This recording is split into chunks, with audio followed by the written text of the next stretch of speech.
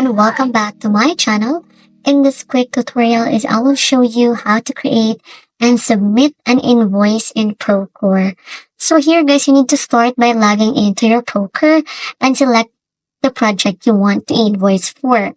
So of course guys, the important part here is to go to the commitments tool and open the contract or PO you're invoicing against.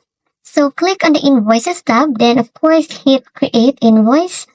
Here you will select the billing period for this invoice and enter your invoice number, date, and update. And of course, each line item with the amount you are billing for.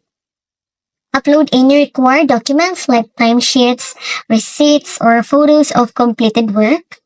Review your invoice, make sure everything looks right, then click submit to send it for approval. And that's it guys. That's how you can create and submit an invoice in Procore. Like and subscribe for more construction tech tips.